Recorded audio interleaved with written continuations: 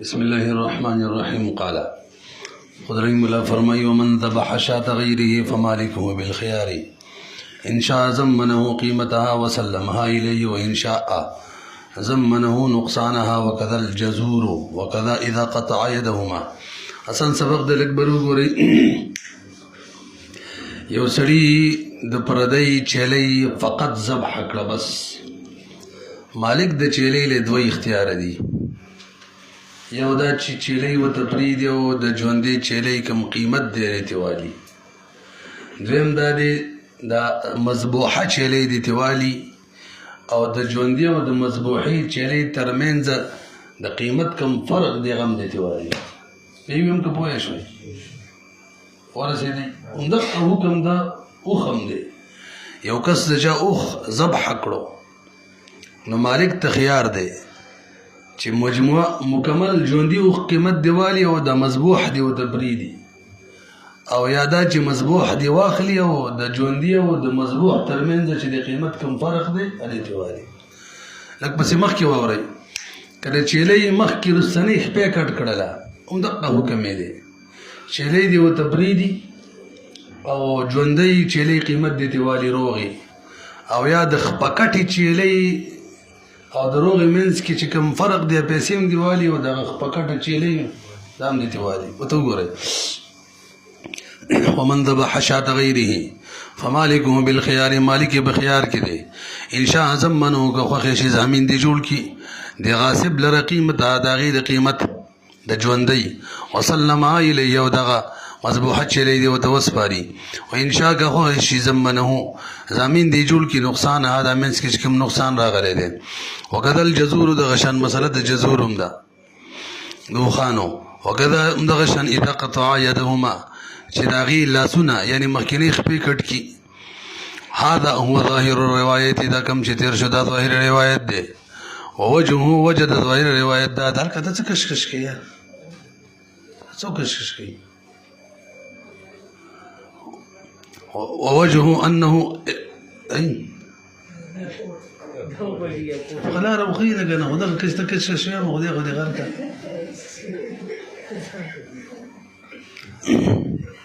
کوم ځای دی ما نه توجه راله ورانه کړې وه په خدای. وجه سره وجهه انه اطلاق دا چیلۍ صرف ذبح کول دا من وجهن اطلاف دی او من وجهن اطلاف نه دی. توجه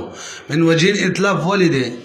یا اوښ یا چیلۍ، ځکه مخکې به اوښ بار وړلی شو چې ذبح یې کولی شي پې، دغه شان چیلۍ مخکې او اوښ مخکې پی کولی شي اوس یې کولی شي، مخکې بچي راوړی شو اوس یې راوړی شي. من وجهن څه شو؟ اطلاف شو. او من وجهن اطلاف نه دی لا موجوده ده، هغه مذبوحه ده خو شته خو که نه، یعنې د غوښې فایدې مخکې مو اوس هم ده ترکارۍ. وجه انه اطلاف من وجهن دا من وجهن اطلاف دی به اعتبار فوت بعض الاغراض، په دې اعتبار سره چې بعضې اغراض پکې فوت شو، من الحمل لکه سامان په بار کول بوخ، والدر دغه شان لکه پی، والنصر دغه شان بچي راوړل، او دغه شان وبقاء بعضها به اعتبار بقاء بعضها بعضې پکې باقي دي. وهو اللحم وغدا فصار كالخرق الفاحش، دې مثال داسې شو لکه خرق فاحش. کپړې بس مسله را روانه ده، څوک چې د چا کپړه غصب کړي او به یې وشلی په من باندې، دا مسله را روانه ده. هلته هم دقه شان اختیار وي،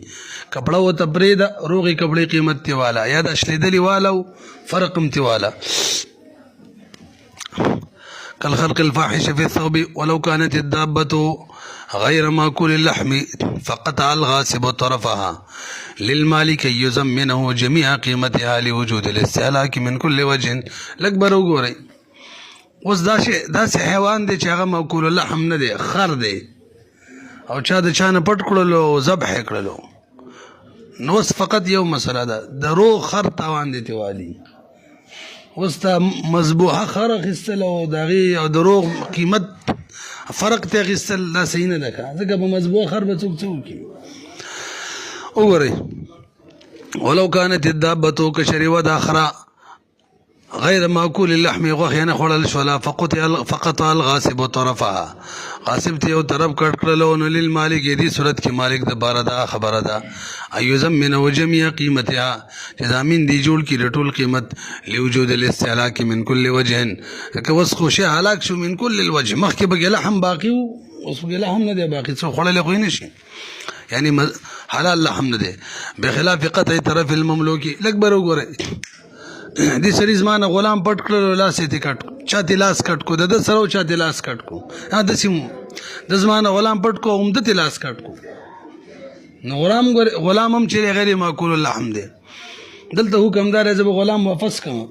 او د لاس کټ کېدل کم عرش دیت دی بم ته واله وګورئ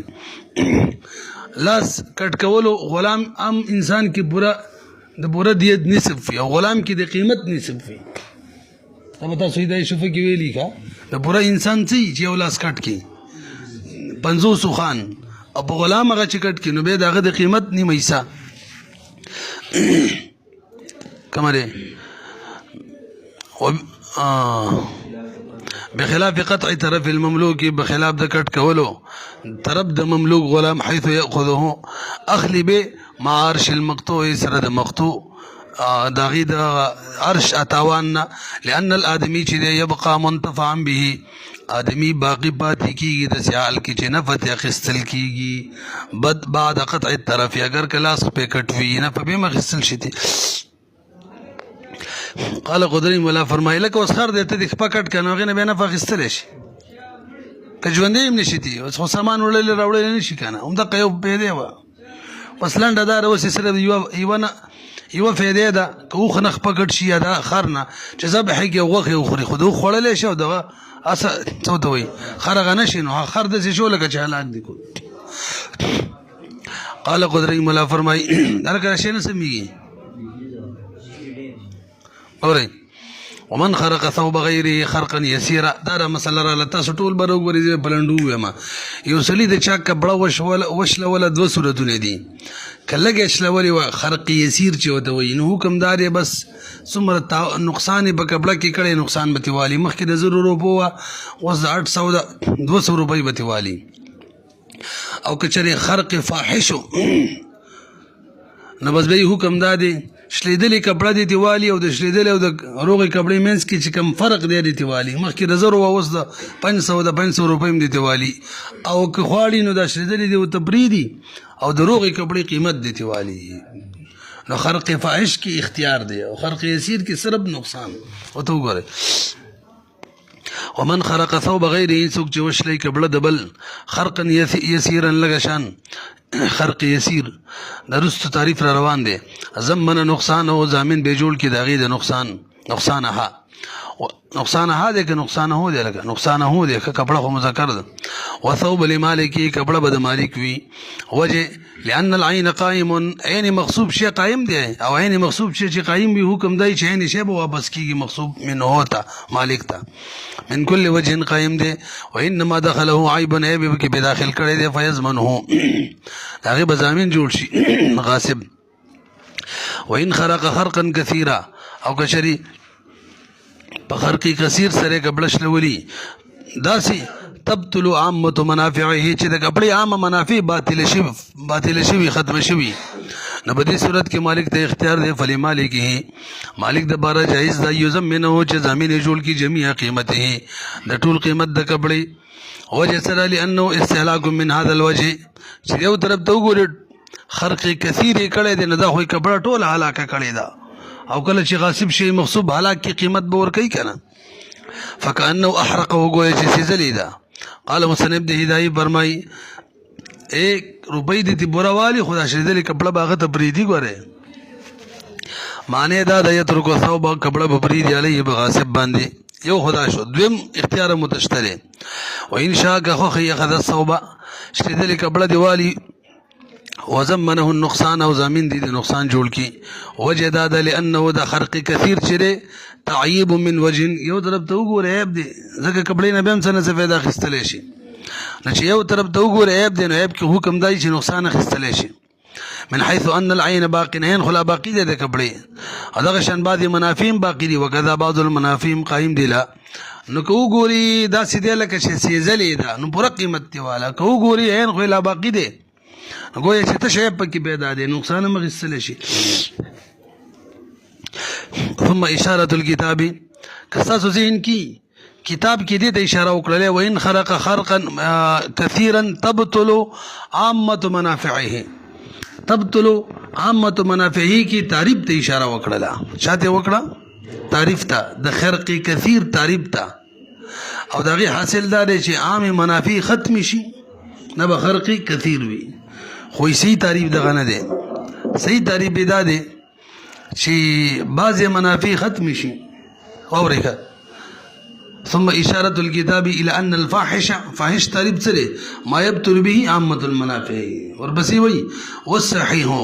ان الفاحش ما يفوت به بعض العين يو وجنس المنفعه دوا. لږ بر وګورئ صحیح تعریف دا دی چې خرق فاحش ډیر شلیدل هغه ته ویل کیږي چې بعض عینم پکې فوت شي، کپړې چې سم خراب شي، ضایع شي، او بعض منافع ختم شي. ټول نه مخکې څه ویلي چې عام منافع ختم شي، وینا عام نه، بعضې خور سره ولټه کې زیات کم د کپړې چې سم څه شي ضایع شي. دا به کوم یو وي خرق کثیر فاحش. ان الفاحش ما يفوت به چې فوت شي باغې سره بعض عینم او جنس منفعتهم ويبقى بعض العين، او بعض عین لا باقي وبعض المنفعت هم لا باقي وي.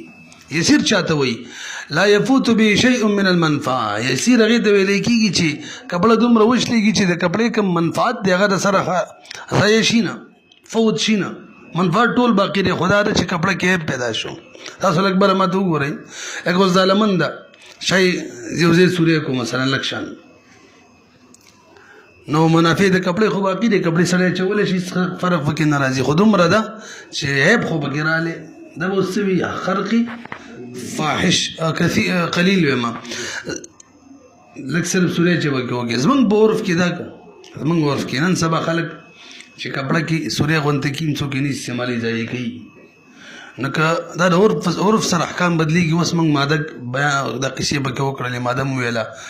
لا ينکر تغیر الاحکام بتغیر الازمان، زمانې بدلیدلو سره احکام بدلیږي را بدلیږي. نو مخکې که کپړه لږه شان شېدله خلکو به هم استعمالوله، به وبې ګنډلې استعمالوله وې، نن سبا چې لږه وشلېږي څوک استعمالوي. نو کوم خلک چې داسې چې هغه لږه شېدلې هم نه استعمالوي لکه د دې ښار خلک، نو که چا دغه کپړه لږه مشروله وه دا به داسې شي لکه چې هلاک یې کړله، فاحش وایي. واورئ وانما يدخل فيه النقصان کوم ځای ته ورسېدلو واليسير ما هغه د لا يفوت به شيء من المنفعت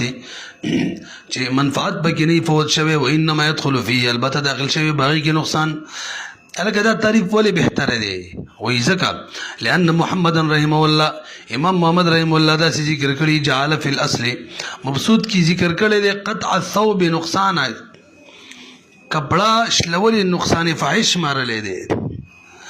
والفائت به بعض المنافع، حالانکه کپڑا شلولو کې ټول منافع نه لري کیږي بلکې صحیح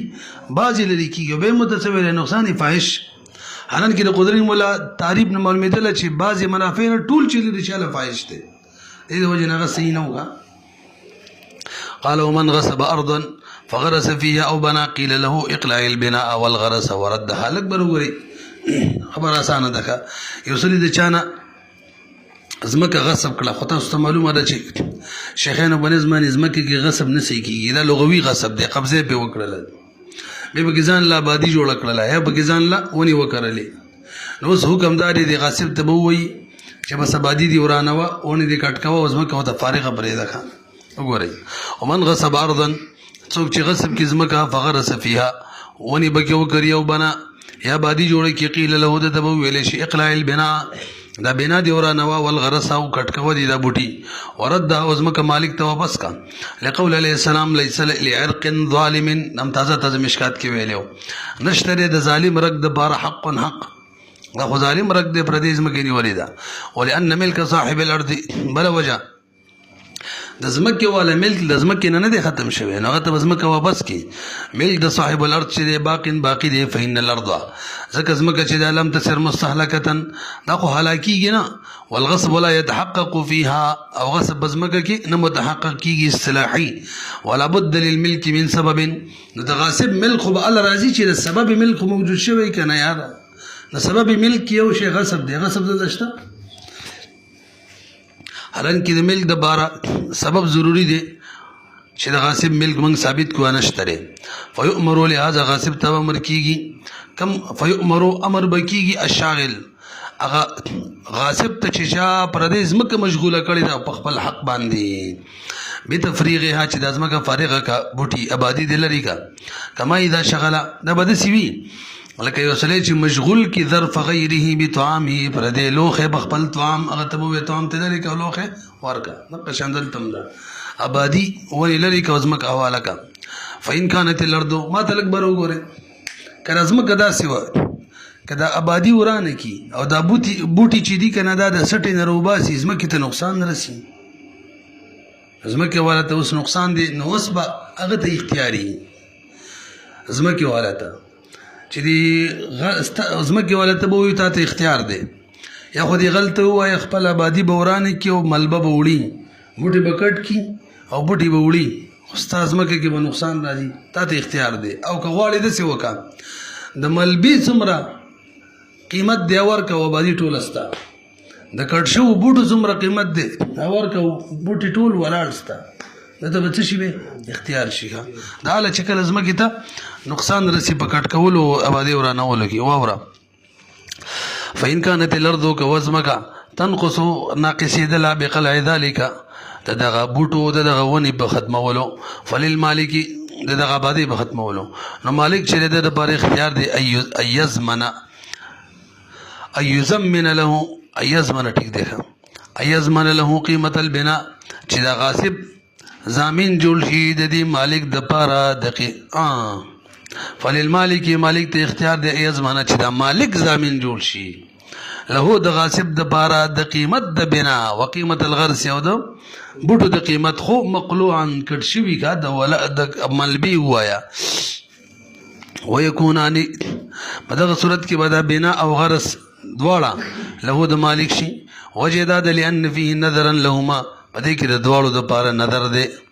ودفع الضرر عنهم او د دواړو نظر لري کېږي الضرر يدفع بقدر الامكان هم دې ماده کې باقاعده دا مثال لیکل دی شرح مجلد کې الضرر يزال والضرر يدفع بقدر الامكان دي کې دا مثالونه دي وقوله دا قول له قدري مولا قيمته مقلوعا د دې څه معنی ده ما تاسو معنی ویلی وا چې د کټ شو بوټو څومره قیمت دی هغه یادې د ولاړو نه او دغه شان د ورانی شوی آبادی د دې ملبي کوم قیمت دی هغه یادې د ولاړې آبادی نه ملبي به ورکي وقوله دا قول قدري مولا چې قیمته مقلوعا معنی دا معنی هو قیمت بناء او شجر قیمت د آبادی او د بوټو یؤمر بقلعه د سیال کې چې داسې آبادی او داسې بوټي چې امر داغي د ختمېدو شوی هغه یادو لأن حقه فيه ځکه حق د مالک هم بدی کې دی تاسو راسي کنه حق د غاصب یادی یار لأن حقه ځکه حق د غاصب فيه هم بدی کټ شوی آبادی بدی ورانه شوی آبادی بدی کټ شو بوټو کې دی ولاړو کې خو نه دی صحیح شو اذ لا قرار له فيه ځکه قرار نشته غاصب د بارا فيه بدی زمکه کې خپل آبادی او خپل بوټي برقرار ساتل د حق نشته اذ لا قرار نشته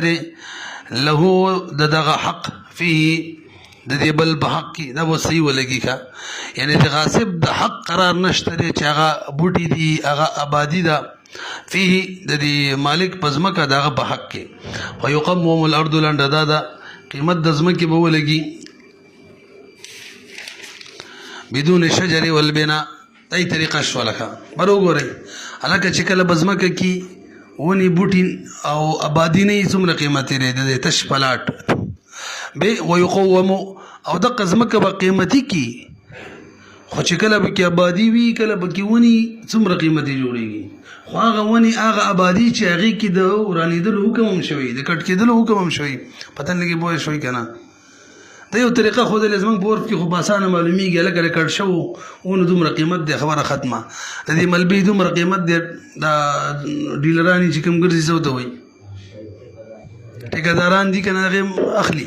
اسانه ده خو که نه وي بل کار وکړي دوی دا طریقه ښودلې ده چې کله ځمکه وي په هغې کې ونې نه وي آبادي نه وي څومره قیمت دی او کومه ځمکې چې آبادي هم وي ونې هم وي خو حکم د آبادۍ د ورانولو شوی د ملبې د څه ورته وایي د بوټو د کټ شوي کټولو کټ کېدو شوی دې وخت کې څومره قیمت دی دا کوم فرق دی که نه فرق دقه به د بوټو والا ته ورکړي آبادۍ والا ته به ورکړي نور به سره د بوټو او د آبادۍ ځمکه د شي مطلب خالص ځمکه د 10 لکو روپو ده په هغې کې ونې ولاړي او د کټ کېدو حکم شوی هغه د 12 لکو وي هغې کې آبادي او د ورانېدو حکم یا د 14 لکو روپو وي نو دا به بیا دغه 12 لکو کې به 2 لکو روپۍ ورکړي او 14 کې به مثلا 4 لکه ورکړي هر څه ورده شي واوره ویقوم قیمت به ولګي وبها شجرون د حال کې چې په دې ځمکه کې ونې وي آبادي به وي لصاحب الارض ان یامره بقلعه او صاحب الارض ته اجازت هم شوی امر هم شوی د دې د کټ کولو ورانولو نو څه څومره قیمت دی فیضمنون ضامن به جوړ شي مالک فضل ما بینهما امینس کې کوم فرق دی که 2 لکه روپۍ او که 4 لکه وي غاصب له به ورکړي به دا مالک شي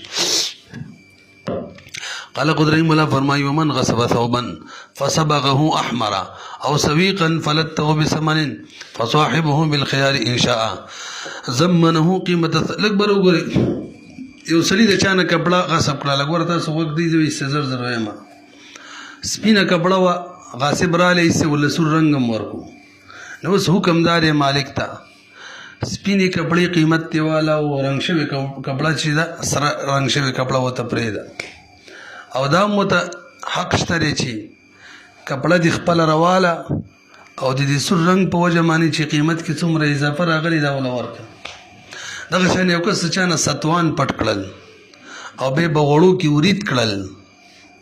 نو مالک ته اختیار دی دا ورید شوی ستوان دی واپس کی او تبریدی دی او د غیر ورید شوی ستوانو کې چې دنه پټ کړی څه قیمت دی ته والی او یا دې دې غړو کې ورید شوی ستوان واخلي او دې غړو په وجه قیمت کې کومه اضافه راغلی دا اړ یو تور کې پوه شولې به وته وګورئ ومن غصب ثوبا څوک چې پټ کی کپڑا فصبغه احمر غیل رنگ ور کی سر او سويقا یا ستو پټ کی فلت تو بثمنن بی لت کی په وړو کی څه ته وای لت او پښتو کې څه وای مونږه ککړی کی ککړ فصاحبه بالخيار نو مالک د کپڑے مالک د ستوانو دا په اختیار کې دی انشاء که خو غشي د مالک زمنو ضامن دی جوړ کې د قیمت کپڑے سپینی او مثل السويق وسلمه او دا کپڑا او سويق دی وسپاري للغاصب غاصب ته وان شاء که خو غي خدهما دواله د دیوالي وغریمو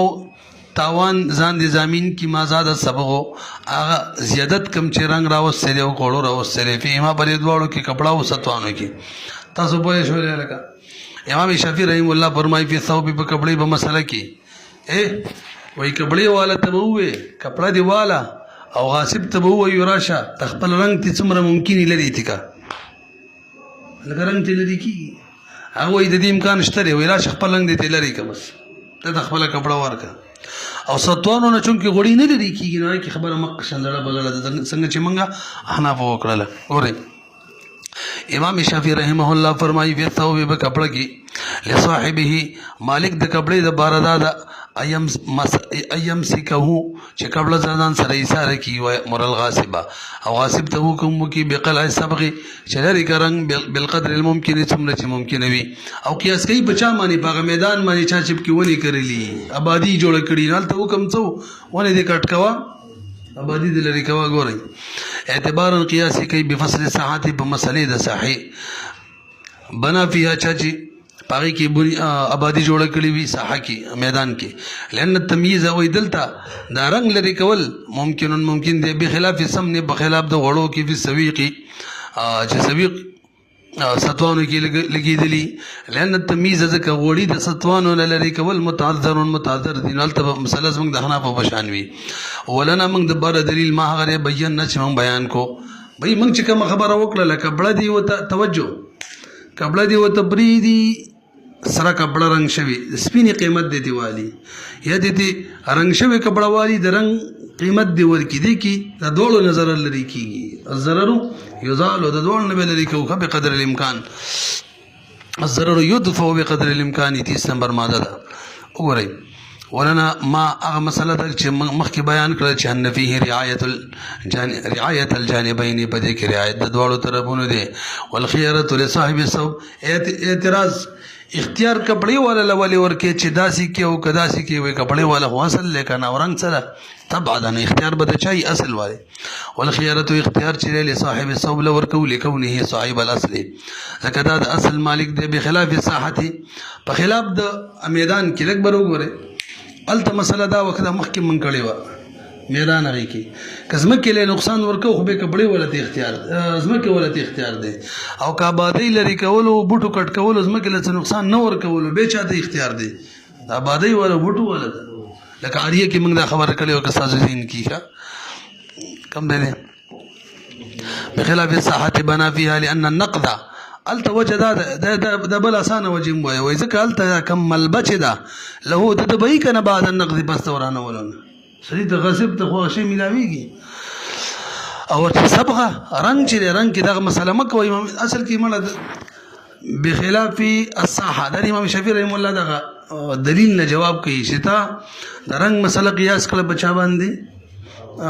صاحب مسله باندې آبادی به کې جوړ شي بوټي کړلی وای قیاس ټیک نه دی الته حکم مرتزه کو چې الته آبادی ورانه کړه ملبه هوته میلاویدله بوټي کټ کړه بوټي هوته خشاک هوته میلاویدلو عدالت او ترنګ میلاویږي نقیاس وی ټیک نه دی اصل کې مسله ده ګورئ کم دی بخلاف الساحه بنا فيها چې آبادی به کې جوړ کړي لأن النقد زګه دغه صورت کې دا ملبه چې دا له د غاصبی کنه بعد النقد بس دوران ولونه اما صبغ ور چرنګ دی فیتلاش خو ختميږي وبخلاف ما اذا صبغ بحبوب الريح لانه لا جنايه لصاحب الصبغ لازم لګ بر وګوري د یو سړي کپڑا دا او بل رنگ ساز دی چیرته غټ خانو کو نشانی کی اور مانی کنه هاي ګرنګ جوړې کپڑے ورچی یو سړي په کپړو باندې باد روالو ته لو کپړه لاړه باغ یو خې کول وې د رنگ ورکی چې روچه ته کړل مکمل رنگ شوی و دغه صورت کې بس په دا خبره کوي چې اختیار به وي تاسو کا پیسې نور صورتونه به ذکر کړي خبر حل دا دی تبریدي عامي کپړه اختیار بده ته نه یم اچھا جی خبر هو دې کړه مخکې چې غل کپړه پټکړي ورنګ کړي ور کپړې ولا ته اختیار وکنه دا صورت هغه شان نه دی دې صورت کې با رنگ والا وته وي کپڑا درواله او رنگ بیسي را کتل کوي ما خو څنګه څه سب کړی نه د چختیرونه ته چلے مال ما او ما زمين جو مال کپڑا رب سره تړي او مربي را نالي نه خبرنګ زما ستا کپڑے سره لګیدل کپڑا دی له مربي را کوي در فرق باندې بوله شولې حال ته مخ کې خيار وکنه او دې صورت کې خيار نشته دغه خلاف شو لکه وګورئ کم دی وبخلاف ما اذا صبغ چرنگ شي بحبوب الريح پراوتلو د هوا لانه ولا جنايه لصاحب الصبغ دا صورت کی جنایت نشته درنګ والا لازمنا چې زمين د کپړې جوړ شي فیتملک صاحب الاصل لند دادا چې مالک به جوړ شي صاحب الاصل درنګ او قیمت به ورکی قال ابو عصمه في اصل المساله وان شاء رب الثوب لکبر وګوري ابو عصمه امام ابو يوسف رحم الله د شاګرد د وړي رمزدار خبره کړې ده غل چې ده کنه کپڑا پټ کی اورنګ ور کی وې د دې اسانه طریقه بل مشتره دا کپڑا دي خرڅ کی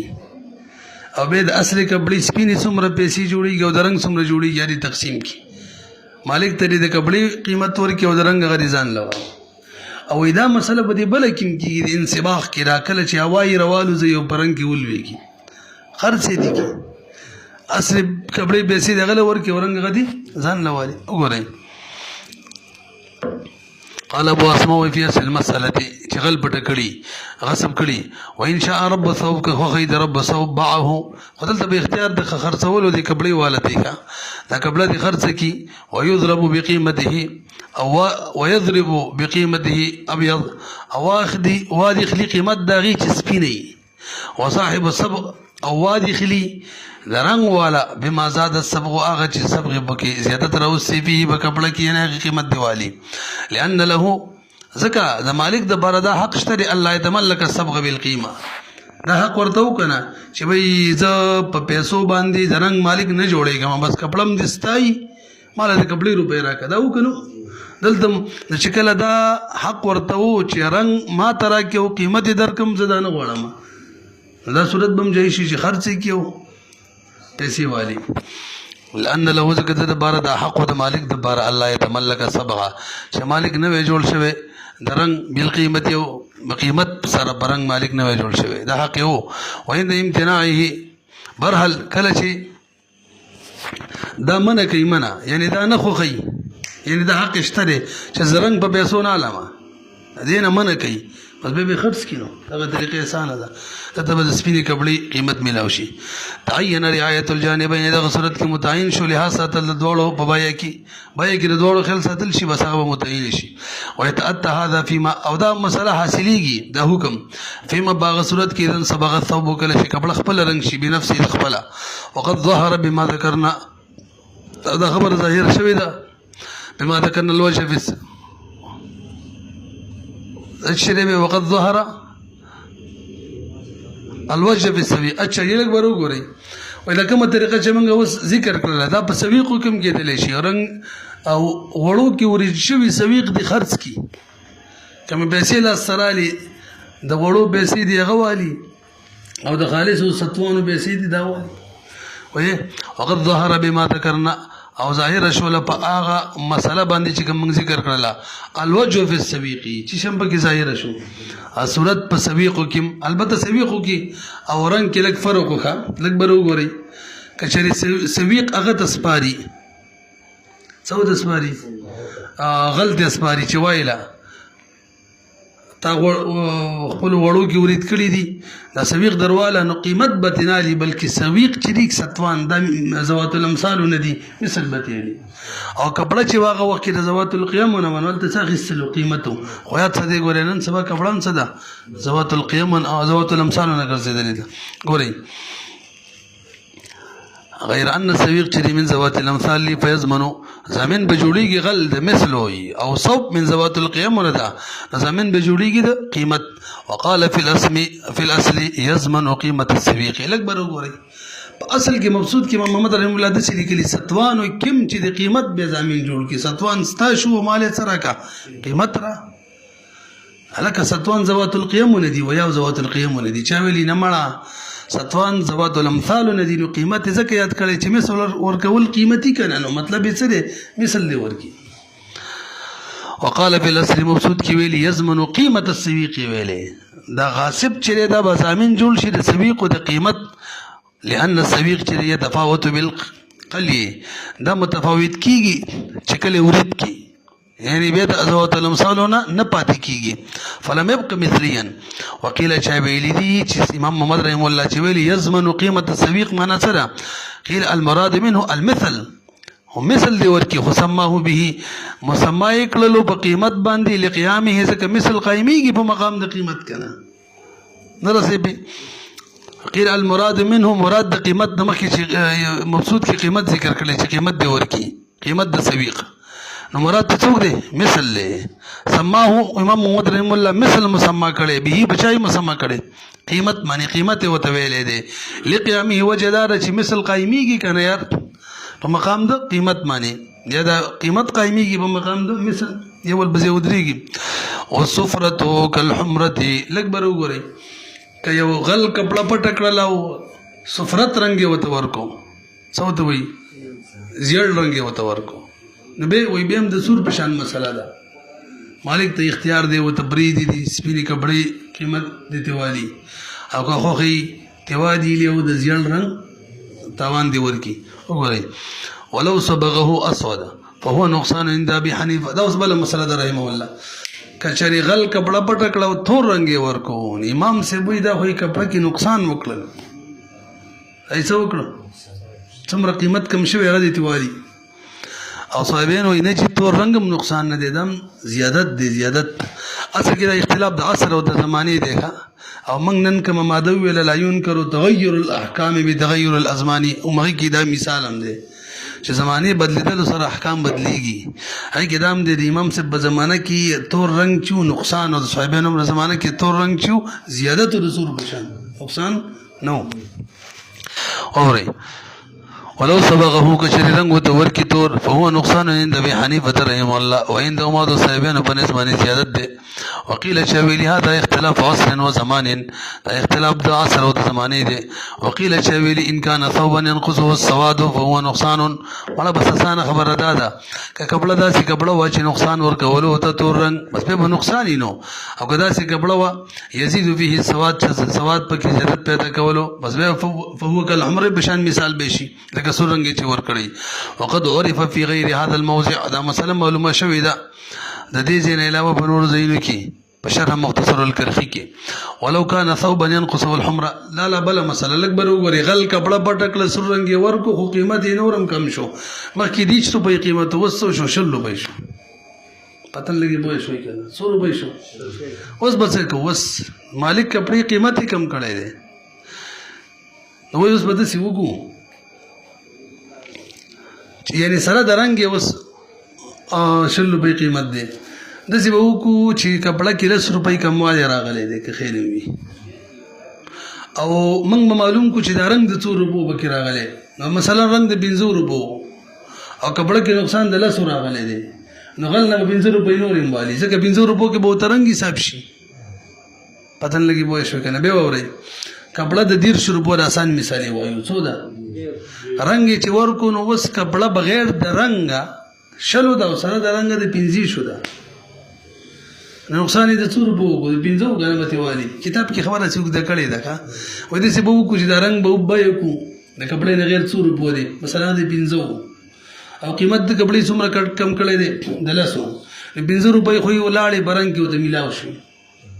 ځکه د رنګ سره قیمت 15 روپۍ دی بغیر د رنګ یې 10 نه کپړې کې نو 15 روپۍ اوس هم نقصان دی اب ورته ورکي